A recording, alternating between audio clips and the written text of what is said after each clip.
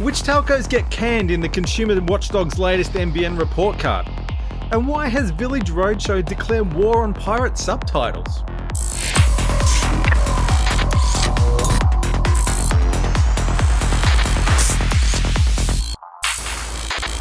Vertical Hold, Behind the Tech News, is proudly brought to you by Belkin. Welcome to Vertical Hold, Behind the Tech News, where we talk to Australia's leading technology journalists to get the stories behind the news of the week. I'm Adam Turner, and this week I'm not joined by Alex Kidman. He's popped over to South Korea for a few days, as you do. So instead we have two great guests this week in the Vertical Hold studios. First, we're joined once again by ZDNet Australia Deputy Editor Corinne Reichert. Corinne, welcome back to the show. Thanks for having me back, Adam. Also joining us from the Australian newspaper is IT editor Supratim Adhikari. Supratim, welcome back to the show. Hi Adam, great to be here. This week we're looking at the Consumer Watchdog's latest NBN report on speeds and Village Roadshow's new front in the war on piracy. I think we'll skip the news desk and we'll jump straight into it. So, one of the big stories this week is that the ACCC is putting out its second Measuring Broadband Australia report. All three of us wrote about it this week, so we're kind of on top of it. Corinne, do you want to start by giving us sort of the headlines? Who were the winners, who were the losers in this report? Sure. So the second NBN speed monitoring report from the ACCC ranked Aussie broadband first in providing the download speeds consumers are paying for most of the time. They came out with 89.1% of its maximum planned speeds overall. They were followed by TPG at 86%, iiNet at 85%, Optus at 83%, Telstra at 81%, and lastly, MyRepublic at 79%. But then Telstra came last on providing upload speeds, but it did have the lowest latency.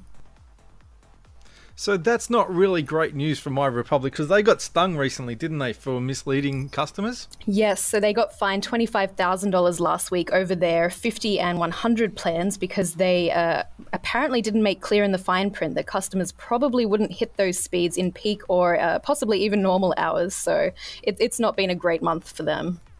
So, Supratim, what do you think is the big story here? Well, look, Adam, we can go by these numbers, with regards to who's doing well and who's at the top of the pack and who's sort of, carrying the wooden spoon. And look, I think, Aussie broadband, hitting those numbers, I mean, that's a big positive for the industry. It's a good company, and it's sticking to its core DNA of providing a quality service and putting consumers first. So that's great.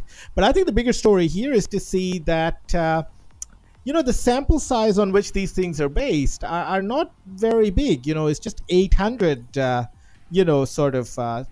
connections that were tested. And I think the interesting thing from my perspective was ACCC boss Rod Sims making it very clear that, the scale and the scope of these tests needs to expand. They need to evolve because we have to start thinking about the issues around, what impact is access technology having on this kind of service delivery promises, right? So that's an issue. We need to think about fixed wireless. Does that footprint, need to be brought in as well? And I think Rod Sims, speaking to us at the Australian, made it very clear that he is chasing bigger sample sizes. He wants more people. He wants more consumers using a multitude of different operators as well to get involved in this project, because that's what's ultimately going to give us a cleaner and perhaps a little bit more nuanced picture of what's happening. Yeah, one of the things that caught my eye is that 7% of consumers are getting less than half the maximum speed for their plans. And I'm hearing that a fair chunk of them are actually on fibre to the node.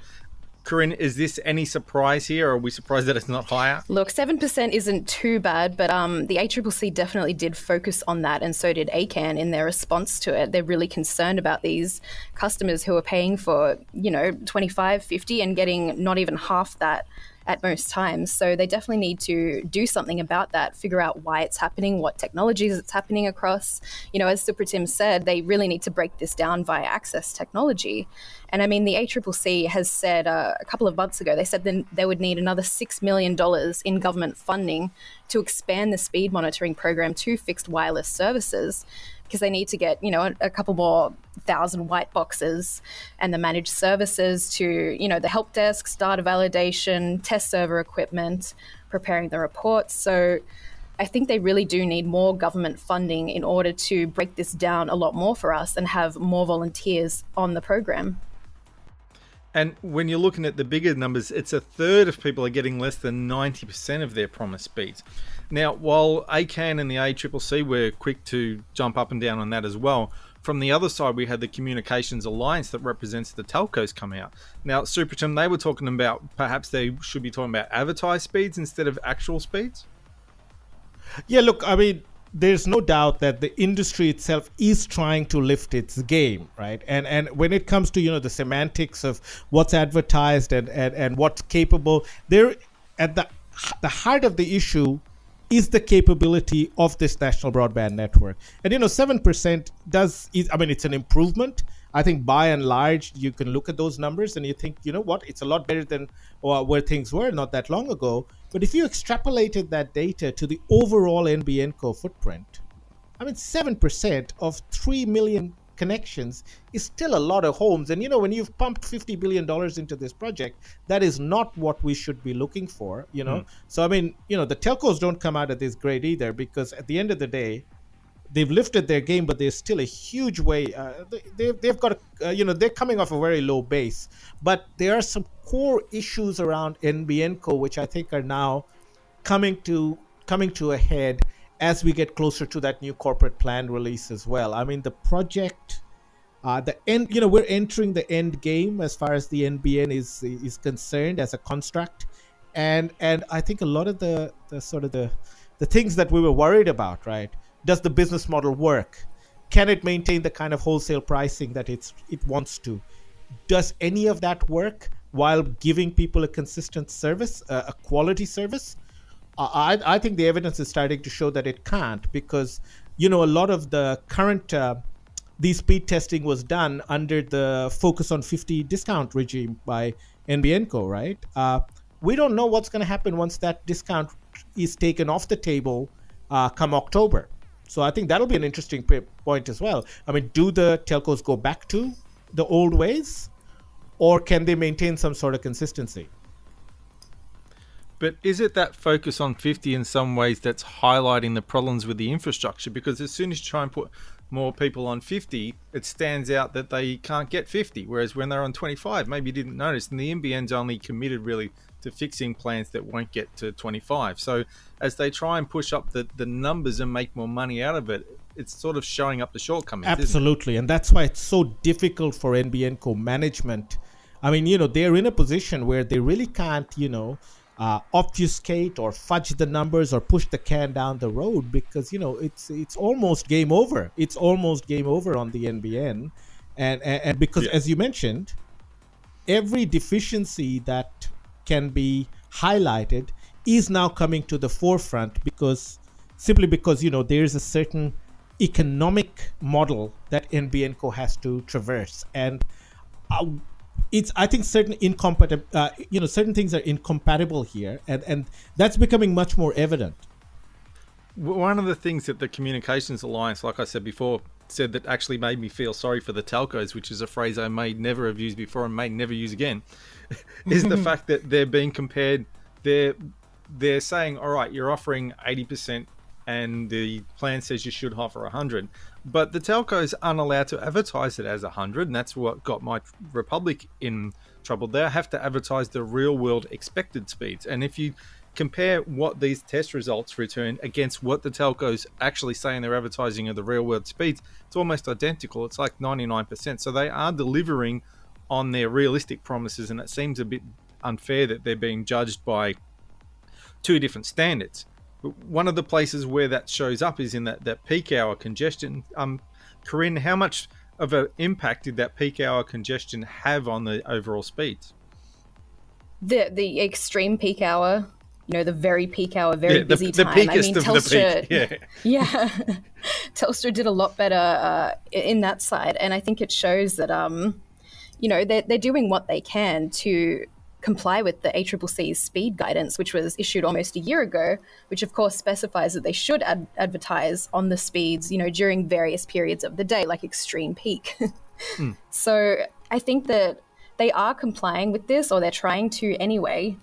And look, they're doing a lot better at capacity, I think, during those times, or at least in matching what they say should be provided in those times.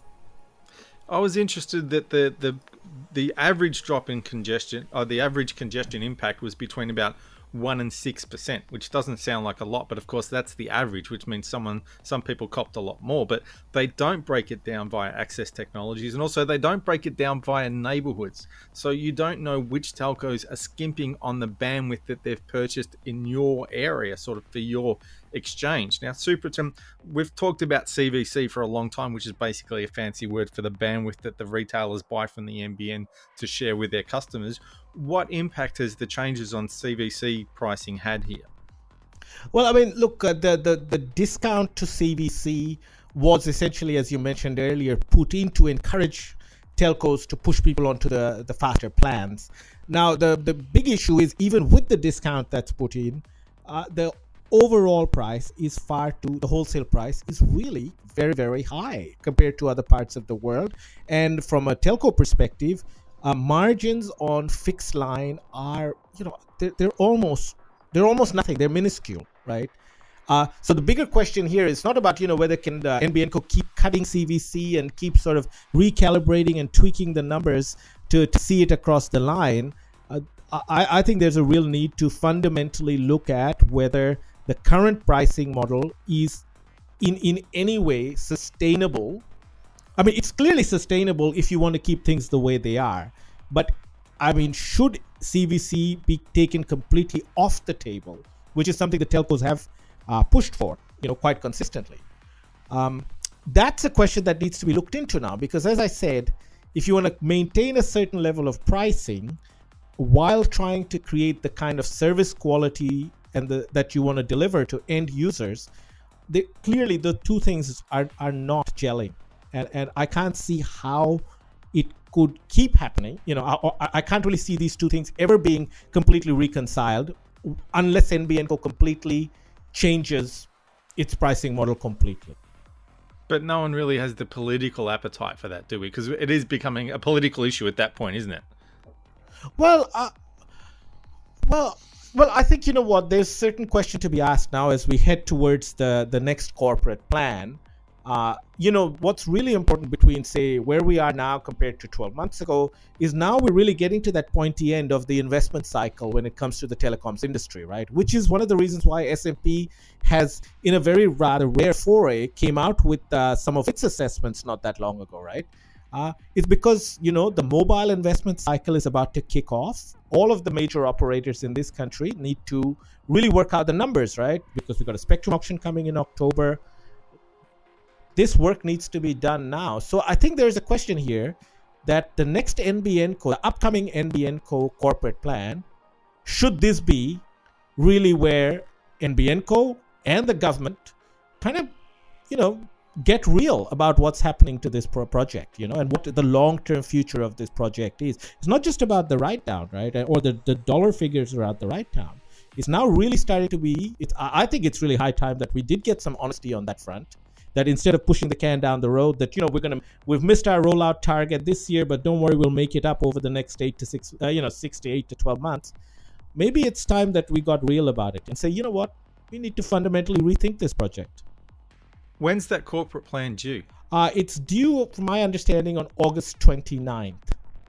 So just in the next few weeks? In a couple of weeks, yeah, in a couple of weeks. So we're very unlikely to see a change of federal government. I'd say it won't happen because this is Australia, but we're very unlikely to see. You know what? Yeah. I'm interested in that, in the sense, I think you might have noticed that bit where the Labour Party has asked the Auditor General to revisit some of the long-term assumptions of the NBN project. I think, that's quite an interesting sort of development.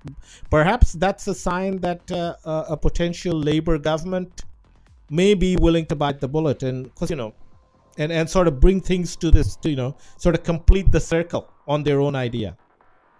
they want to bring in their own NBN service guarantee as well if Labor wins the election. So I think they're very focused on, making sure consumers are getting the speeds they're paying for. And if they're not, I mean, they want to fine retailers and give that money to the consumer. So I think they really do want to take responsibility for making sure these NBN plans are delivering. So is that an end user speed guarantee? Consumer service guarantee, I'm pretty sure they're calling it. So they want to slap telcos with fines if consumers are not getting what they're paying for, because at the moment there's no guarantee from the NBN that the end consumer gets anything. It's just the guarantees are to the wholesalers. So they want to extend that and actually ensure that you, the end user, are entitled to certain things. Yeah, and that includes, the service of getting the NBN installed and making sure it's all on time. So they are really wanting to crack down on it, I think. So it'll be interesting to see if they do, as Supratim said, bite the bullet and look at how they can change the rollout. Because that's what ACCC, which represents the consumers, was talking about the other day, is that they would like to see the introduction of this end user speed guarantees. At the moment, NBN's wholesale agreement, well, it's not exactly spelled out. They kind of say that, yeah, all right, if you've got a connection that won't hit 25 megabits per second, we'll do something about it. But that's about it. So too bad if you want to get 50 or 100, whatever. They're saying that this is, but that's only to the wholesaler. So if you as the end customer then don't even get that, well, we'll do our best, but we're not obligated. And the ACCC actually wants it written down. You have obligations to the end customer, not just to the wholesaler. So how much of an impact do you think this could have on the NBN and Supratim in pricing, as like in the business model? Is that feasible? Well, I think, when it comes to service quality, the telcos already have now been subjected to a level of compliance that perhaps that was missing around most of 2016. A lot of 2017, yeah. right? Yeah. So clearly, there more accountability has been put towards the telco sector. I guess the issue around service guarantees, I mean, from an ACCC perspective as well, and I think Labor sort of mentioned this as well, is the idea of that where does NBN as a wholesaler fit into this, right? Because at the end of the day, because right now I think there's still a lot of gray area there, right? Which is why when it comes to the total chain of custody, from ordering a service to getting installed and to activating a service, there is still a huge level of, I guess, opacity around the chain of custody. And that's why I don't know if I ordered an NBN service and the contractor doesn't show up. I'm not sure who is the point of contact there still, right? I mean, I could call my telco, but that could easily lead to just a wild goose chase, right? Because the telco will say, but it's not us, it's NBN. NBN says the same thing. I mean, NBN right now does independent testing of service quality to the ACCC, right? Which it tries to kind of manage and sort of, try to sort of reconcile with what the ACCC numbers are and what their numbers are. So I think, whether we get to this level where, there is a clear chain of custody, a clear chain of accountability, I'm not confident that we're ever going to get to that point, irrespective of any kind of further guarantees put in.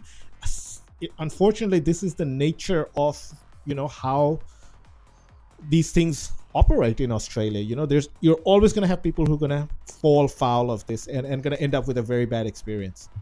So, Corinne, talking about changes of government, there are still the true believers out there who believe if Labor gets back in, that they will go back to fibre for everyone. Is it too late for that? Do you think that could ever happen?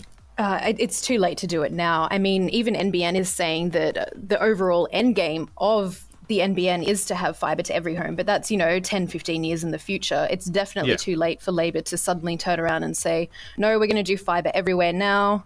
It's just not possible. I mean, think how much more funding would be needed. It's probably more something that will happen once the NBN is privatised. So I wouldn't expect to see a backflip on any kind of policy if Labor does win the next election, unfortunately. I think the best you could hope to see is perhaps a change in the mix of the multi-technology mix, and a sort of saying, okay, we're favouring fibre to the curb more than fibre to the node or something like that. But they, as you say, they're not going to go and rip out the curb that's already there, for example. That would be insane, just to give those people the extra bit of fibre when they've already done the expense to do it once. Yeah, exactly. They're not going to do that. I mean, NBN is already talking about expanding, node to curb instead. So they are already looking at that kind of solution.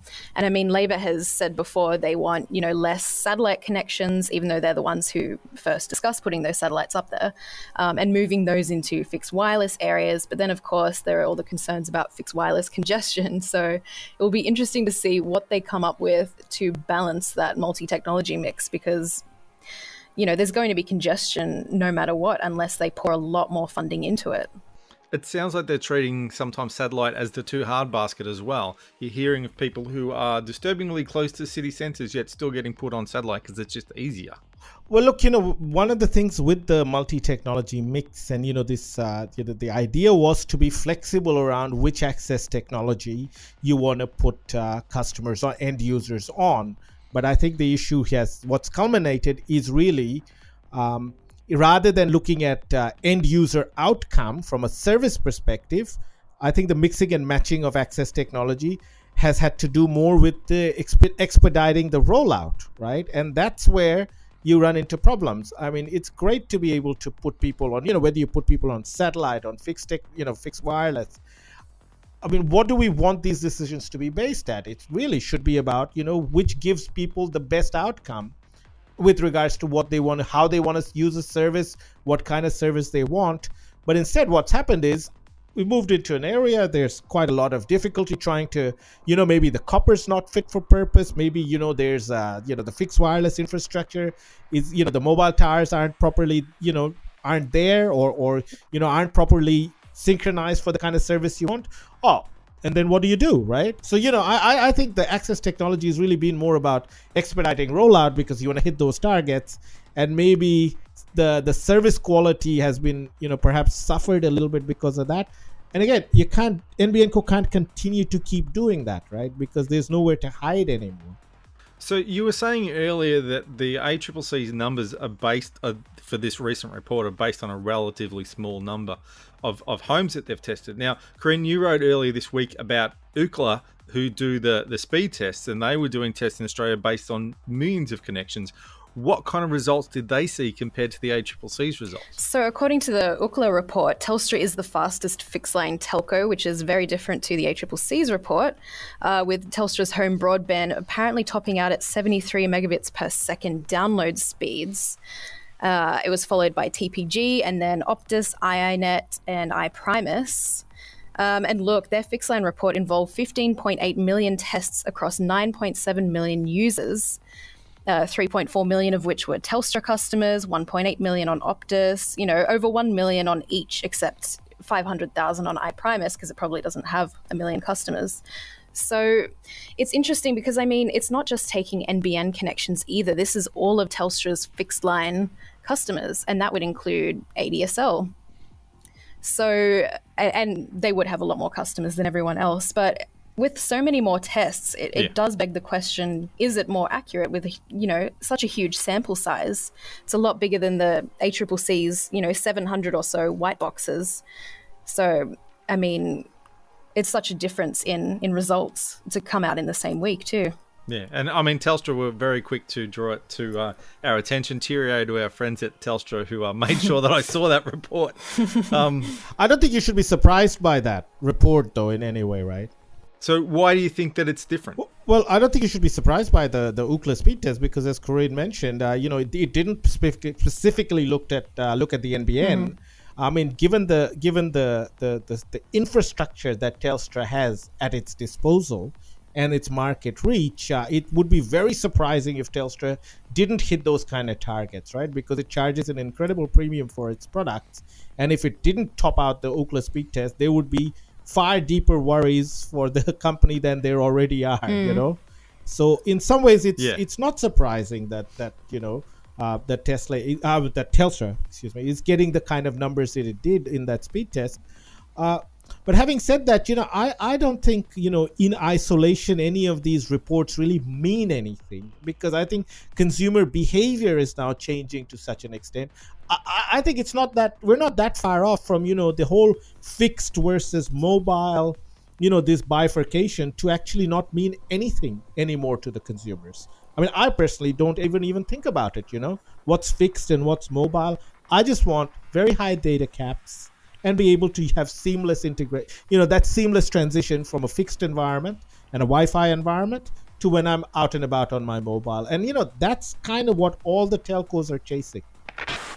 So Village Roadshow's back in the courts fighting pirates again this week, but Corinne, they're fighting a slightly different battle, aren't they? Yes, so Roadshow Films has been one of the most enthusiastic copyright holders in Australia to take advantage of the piracy site block laws.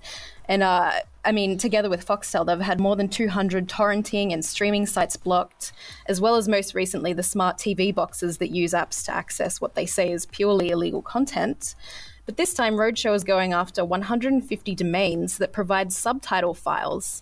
Now, these are taken from copyright-infringing copies of scripts, which are then translated into various languages and combined with illegal copies of movies and TV series to add subtitles to the screen. So alongside Roadshow in this case are TVB, which is the world's biggest producer of Chinese media content, and Madman Entertainment, which exclusively licenses Japanese anime content in Australia. So what they're really going after here is copyright infringement on the scripts from TV shows and movies, and the illegal use of these scripts to then provide subtitles for foreign content in Australia, like watching Japanese and Chinese movies and TV shows. So, going after subtitles is massively different to, piracy, torrenting websites and streaming websites, because they're saying it's more of a literary infringement now. It's the script, it's not the visual content. I would think this would be a big issue in a multicultural country like Australia, where it can sometimes be hard to source the content you want in the language. If you speak another language, usually you have to buy a satellite channel with purely that language on it, and that's very, very expensive and not very attainable for a lot of people. Or you don't buy it. It's been history for a long time of pirate satellite, and a lot of that pirate satellite has been driven in Australia by people from non-English speaking backgrounds wanting to get foreign content. Right, and this is just an easier way of doing it. If they want to watch a movie with, Japanese subtitles or English subtitles on a Japanese show or vice versa, and they can just download that within seconds, why wouldn't they if they can't get access to that anywhere else legally? A paid service is always going to combat piracy better than website blocks. And the Department of Communications has even said that itself. The launch of Netflix is what coincided with driving piracy rates lower and lower. It wasn't so much the website blocks or any of the legislation, because piracy websites are always going to pop up when you block another one. It's like a game of whack-a-mole. So I think if you just gave them access to paid services, who wouldn't pay $12 a month for, the Netflix equivalent of anime, Crunchyroll, I think it's called, rather than finding an illegal download of this? But if there's no access to a lot of the different languages out there, what are they supposed to do? So, Superton, what's your experience with accessing non-English content in Australia? Well, look, I don't really access a lot of non-English content. I just rely on, standard, like YouTube or whatever to, stay in touch with my, my cultural heritage to some extent. But look, you have to think about the bigger picture here, which is that I think the piracy, we sort of, frame this conversation still within, how things were maybe before Netflix came here and before, access to the shows became much more, I guess, there was an increase, right, in that access to the content. It's never going to be perfect, right? I think the one thing about overseas channels is they're very easy. You can easily buy the hardware from shops, right? Which you can bring in. It's like $100, $200. These sort of Apple TV type IPTV devices, and then you can use these to access other, ethnic channels, or look at, whether it's content from India or from the Middle East or whatever. There's still a layer of simplicity there that makes it attractive, but I don't think it's attractive to a vast populations, It's a niche kind of market. It's a niche sort of appeal to these things. And look, at the end of the day, the only way to combat piracy, which I personally do not condone, right? I don't think piracy is the right thing to do. And people might have certain issues around how much they want to pay, and I think consumption models moving forward can perhaps change even further, right? Where it gives people even more, flexibility around, individual pieces of content. But this idea that, somehow piracy is a necessary thing, or it's something that I don't really believe in that. But it is getting, it's less sort of attractive to do the piracy now, So clearly that trend is happening. To be honest, I'd never really given that much thought to foreign language content. It's the privileged white guy speaking here. But it did sort of hit home a couple of years ago. We had a Japanese exchange student staying with us, and I thought, okay, we'll find a movie that we can all watch, and I'll put on Japanese subtitles, and it'll be fine. So I went through pretty much my entire DVD and Blu-ray collection. No Japanese subtitles on any of them, because I'm buying them either from the UK or Australia. So the regions that I'm buying them from, they don't put them on there. So I'm thinking, all right, can I sneak my way into the Japanese iTunes store or the Japanese Google Play store? And what I actually ended up doing in the end is finding a website like this that let me download the Japanese subtitles to a movie that I legitimately owned, but just didn't have those subtitles. And then I used my computer to put the subtitles over the movie, throw it up on the TV, and we watched it. And it had never occurred to me until that point how difficult it must be to access that kind of content if you're not fortunate enough to speak a language that's common enough in Australia that you are, one of the extra channels, one of the extra languages on a DVD or something like that. So that was sort of, for me, just that little taste of, yes, sometimes people do have to bend the rules to get the right content. Well, that just about wraps up another episode of Vertical Hold. Thanks to Corinne for joining us on the show again. Thank you for having me back. Also, Supratim, thanks for joining us again. Great to connect, mate. As always, we love to get listener feedback on the show as well, so feel free to comment via Twitter, the Vertical Hold page, and, thanks everyone for listening. If you like what you hear, hit that subscribe button. If you've already subscribed, leave us a review.